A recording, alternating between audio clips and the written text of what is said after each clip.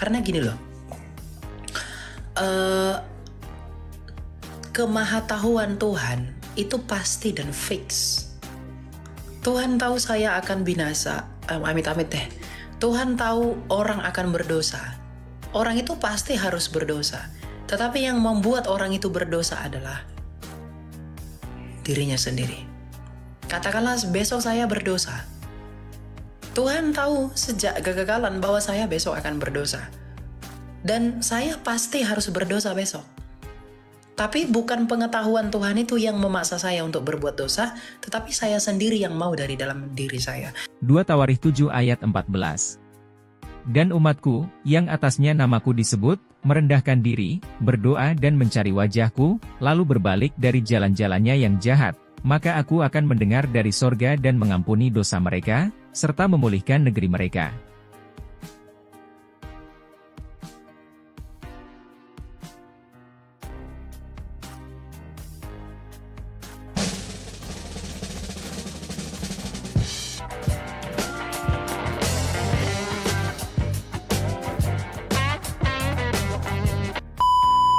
Halo, Ya, shalom Kak. Shalom. Silakan. Ya, tadi kan saya dari room sebelah dari apa? Ya, Islam lah. Terus ada sana mereka ini tanya aku apa kalau hubungan Yesus sama Yusuf itu apa statusnya? Hubungan apa? Yesus sama Yusuf bapaknya Yesus. Iya, Yusuf adalah bapaknya Kristus secara hukum, meneruskan garis keturunan dari Yehuda. Karena Bunda Maria juga orang Yehuda, maka Yesus adalah orang Yehuda secara darah, juga dari Yehuda. Tergantung dia pakai patrilineal atau matrilineal. Matrilineal Kristus tetap Yehuda. Patrilineal Kristus tetap Yehuda. Karena baik Maria dan Yusuf itu sama-sama Yehuda. Gitu. Gak ada bedanya. Iya. Aku juga tadi udah jawab gitu, tapi mereka nanyanya kayak jadi Yesus itu manggil Yusuf itu bapak. Iya. Oh. Ayahnya dalam keadaannya sebagai manusia. Betul. Terus saya jawab, Yesus itu adalah firman yang keluar dari Bunda Maria. Ya, itu dalam makna keilahiannya dia adalah firman yang telah menjadi manusia, mengambil daging. Tapi mereka nanya gini, apakah Yesus manggil Yusuf ini bapak kandung atau bapak tiri? Nanyanya kayak gitu. Ya, nggak ada masalah bapak kandung, bapak tiri itu nggak ada. Yesus itu bukan perkawinan cerai, sehingga dipanggil bapak kandung, bapak tiri. Secara hukum mereka mengakui Kristus itu anaknya Yusuf dari Daud. Nggak ada yang mempertentangkan itu di zaman Yesus.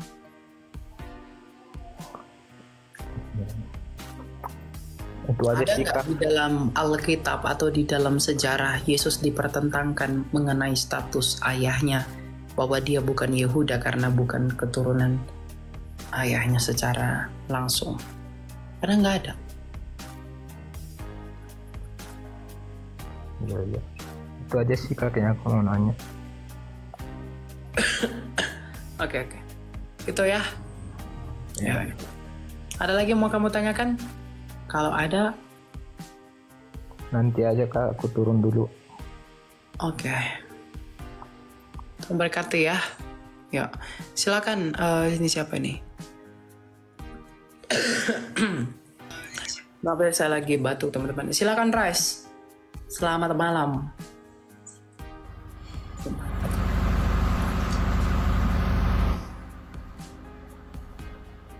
Halo.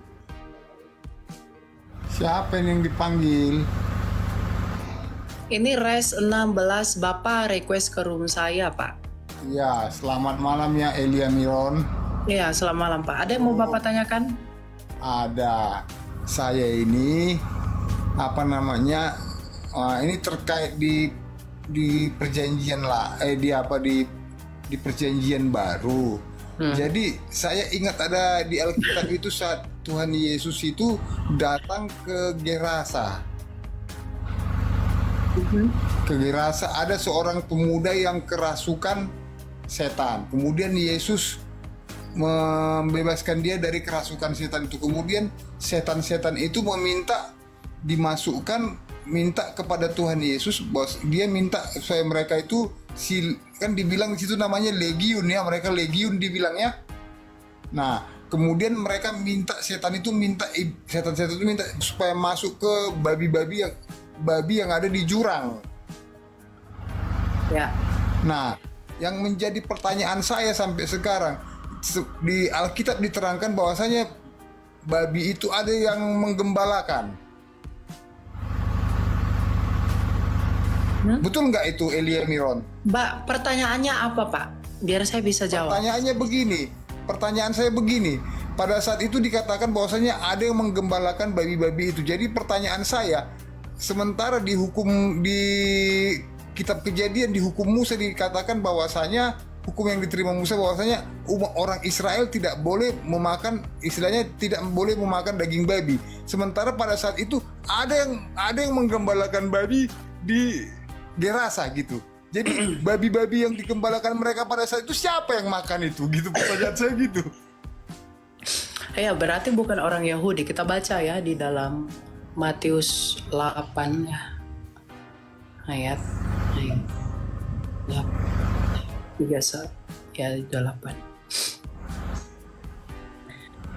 Setibanya di seberang yaitu di daerah orang Gadara, saya imit ya. Datanglah dari pekuburan 2 orang yang kerasukan setan menemui Yesus. Mereka sangat berbahaya sehingga tidak seorang pun yang berani melalui jalan itu. Dan mereka pun berteriak, "Apa urusanmu dengan kami, hai anak Allah? Adakah engkau datang kemari untuk menyiksa kami sebelum waktunya?" Tidak jauh dari mereka sejumlah besar babi sedang mencari makan. Maka setan-setan itu meminta kepadanya, katanya, "Jika engkau mengusir kami, suruhlah kami pindah ke dalam kawanan babi itu." Yesus berkata kepada mereka, "Pergilah." Lalu keluarlah mereka dan masuk ke dalam babi-babi itu. Maka terjunlah seluruh kawanan babi itu dari tepi jurang ke dalam danau dan mati di dalam air. Maka larilah penjaga-penjaga babi-babi itu setibanya di kota. Diceritakanlah segala sesuatu juga tentang orang-orang yang kerasukan setan itu. Maka keluarlah seluruh kota mendapatkan Yesus. Dan setelah mereka berjumpa dengan dia, mereka pun mendesak supaya ia meninggalkan daerah mereka. Ya, simpel saja. Berarti ini bukan orang-orang Yahudi, Pak. Tapi orang-orang di luar bangsa Yahudi, ya. Karena orang Yahudi itu nggak bisa pelihara babi. Dalam Taurat itu dilarang, gitu, ya.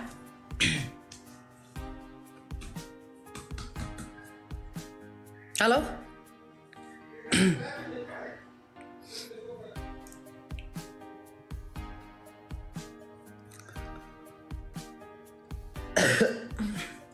Pak, buka mikrofon, Pak. Apa yang nggak bisa ini muka sendiri? Oke. Udah dengar suara saya, Elia Miron? Iya, ada. Silakan. Oke. Maksud saya gini, Gerasa itu apakah bukan wilayah Israel pada saat Tuhan Yesus datang ke sana? Iya, tetapi kan di orang di sana itu adalah negara kafir. Itu bagian dari tanah Deokopolis, Pak. Jadi ada orang-orang kafir di sana. Gerasa. Oh. Itu negara kafir. Dulu pernah menjadi milik Israel, tapi sekarang enggak. Ya, Deokopolis. Nah, daerah itu daerah orang kafir. Menurut mereka ya, orang Yahudi. Jadi di sana ada orang pelihara bebung gitu. Iya, oke, saya paham. Oke, terima kasih Elia Miron. Ya, Tuhan berkati ya. Ada lagi mau Bapak tanya? Enggak, itu saja. Terima kasih. Salam, selamat malam. Salam. Ya.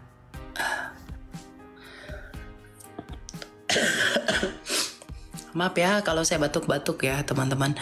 Lagi musim pancaroba, jadi ya biasalah ya. maafkan saya. Mungkin tidak enak didengar. Ya, silakan keluar. Shalom Kak, selamat malam. Salam. Ini Kak, saya mau tanya tentang perpuluhan. Yo. Saya kan sudah lihat video yang Kak Elia bikin. Ini tolong saya koreksi ya kalau misal ada yang keliru.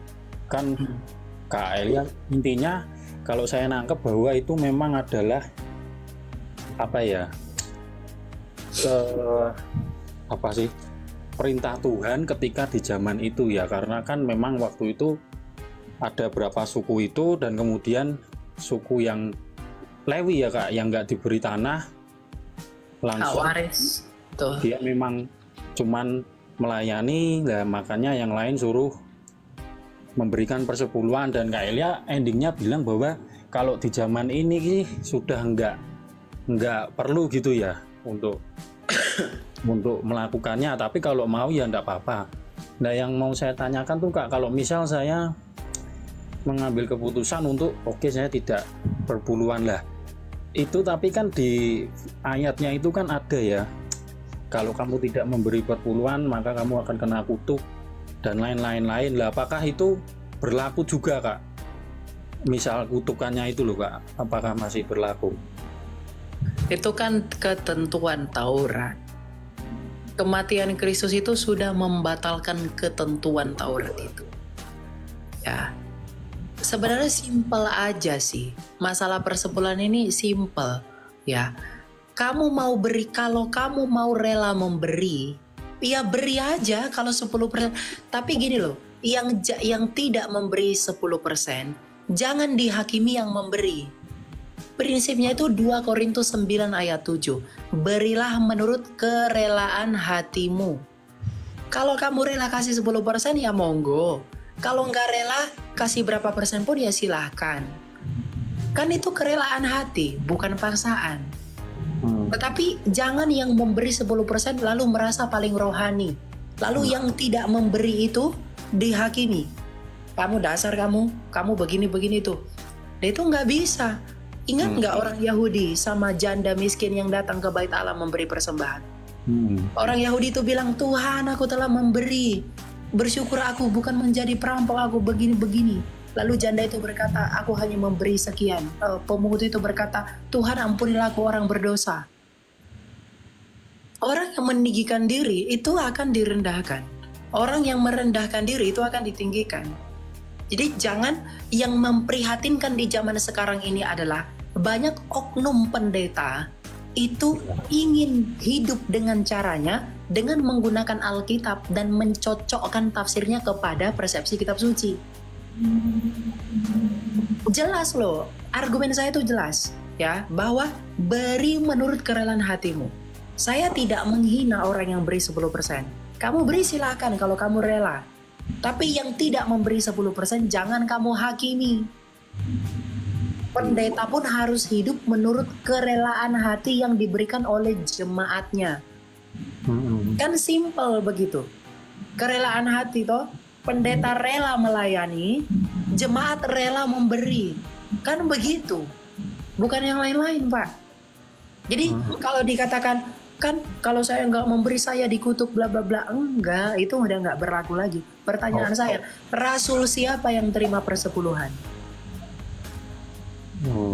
Ada nggak rasul terima persepuluhan? Saya tanya dulu deh.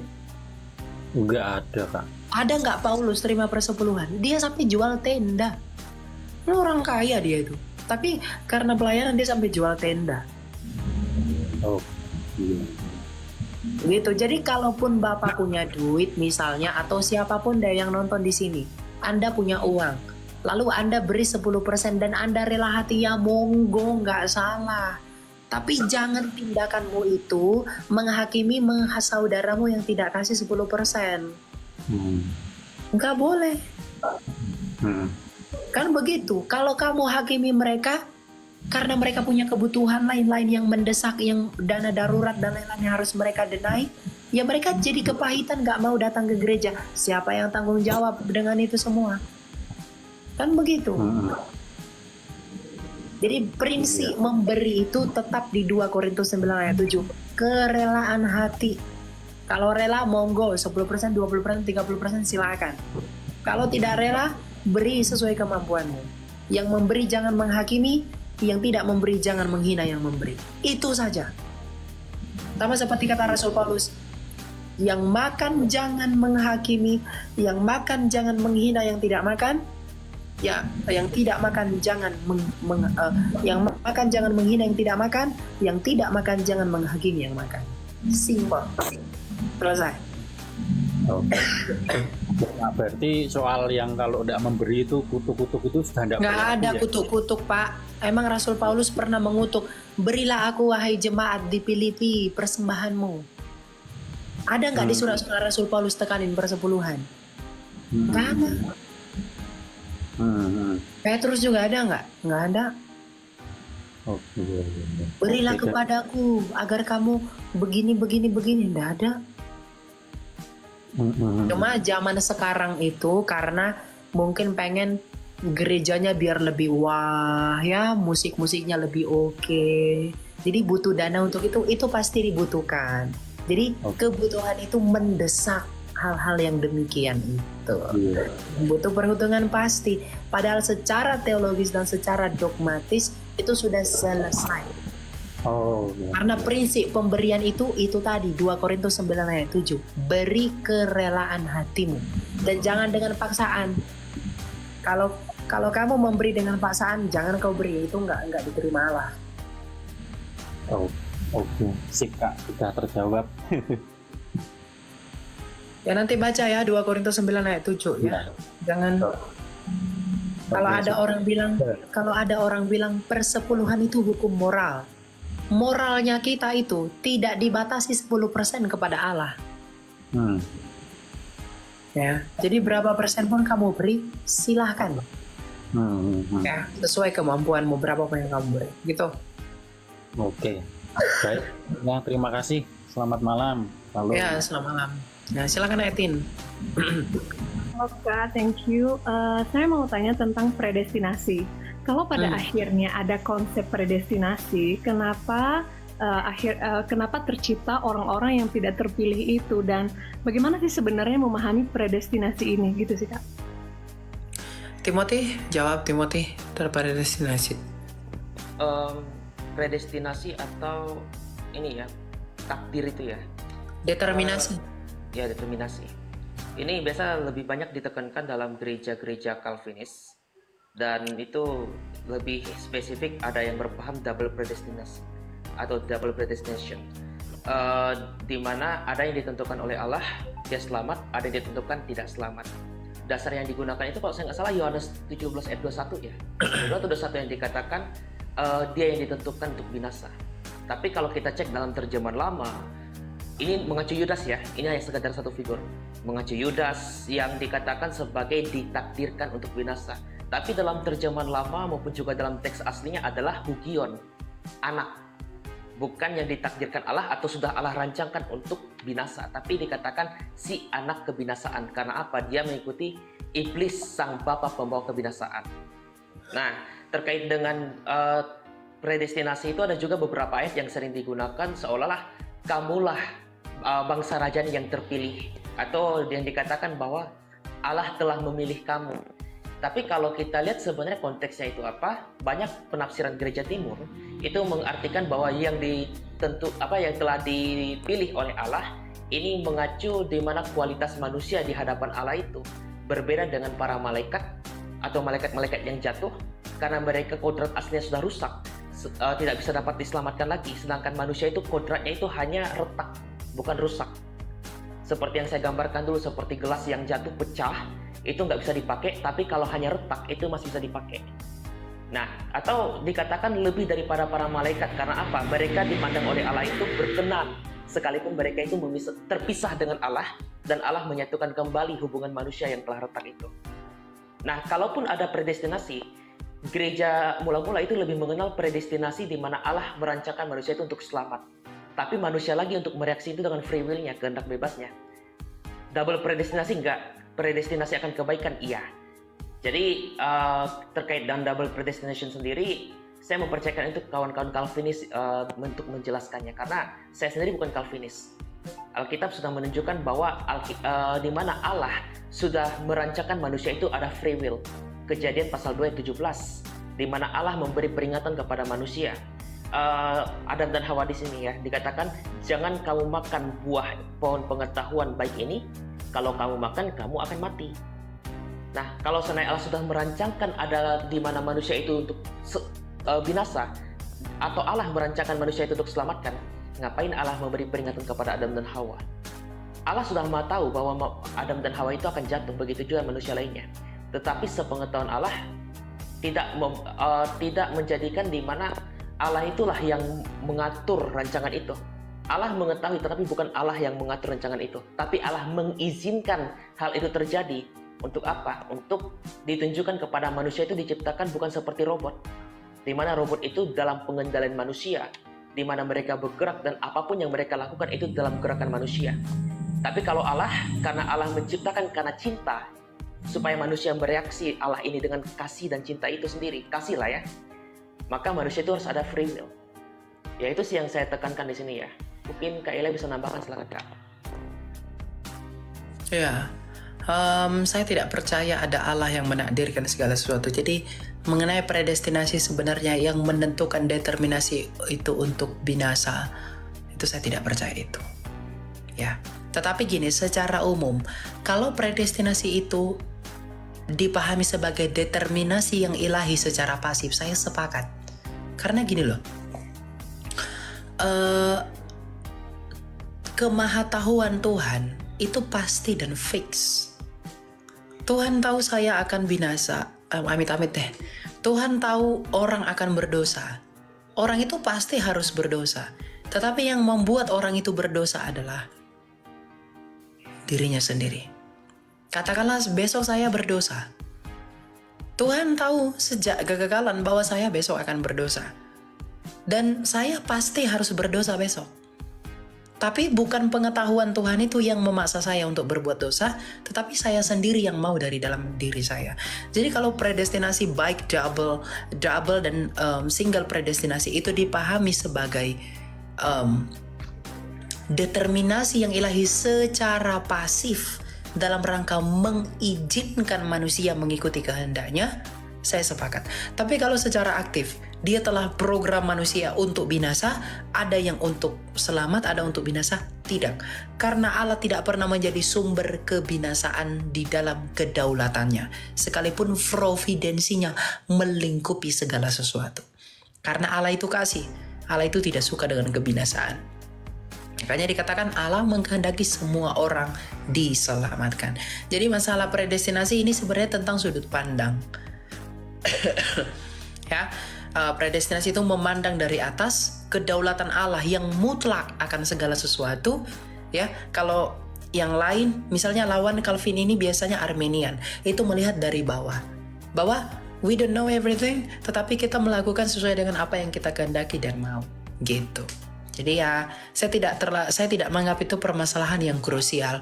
Karena baik golongan orang Calvin ataupun non-Calvin yang mungkin kelihatan kontradiksi, itu tetap pada satu poros bahwa Kristus adalah sarana dan sumber keselamatan. Calvin memahami bahwa di dalam Kristuslah orang pilihan itu dinyatakan dan diselamatkan. Arminian juga mengatakan di dalam salib itulah ada keselamatan. Jadi sentranya tetap kepada Kristus. Jadi saya tidak terlalu mempermasalahkan itu. Itu hanya tentang sudut pandang saja dan cara penafsiran antara golongan-golongan Kristen tertentu. Tapi kan syaratnya baik di Calvin dan non-Calvin, Kristus adalah satu-satunya jalan keselamatan, gitu. Oke, berarti sebenarnya predestinasi ini tidak alkitabiah atau bagaimana sih, Kak? Itu yang saya katakan tadi, tergantung sudut pandang. Kalau saya tidak akan pernah menggunakan itu untuk penginjilan. Tidak akan pakai. Ya, karena penginjilan itu kita itu melibatkan respon aktif orang yang kita injili. Ya. Kalau predestinasi kan menginjili untuk menyatakan bahwa dia telah dipilih. Kalau dia tolak berarti dia bukan orang pilihan. Kan gitu kan? Nah, saya tidak menggunakan pendekatan itu. Saya menghargai tafsir itu, tapi untuk mengajar, untuk menyatakannya kepada orang lain, saya tidak akan pakai itu. Gitu.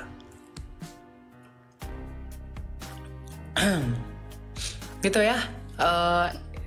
In. Halo. Oke. Ya, Oke. gimana? Ya Kak, masih ada pertanyaan lagi. Lalu bagaimana dengan pernyataan semua orang terpanggil tapi sedikit yang pilih, itu maksudnya gimana?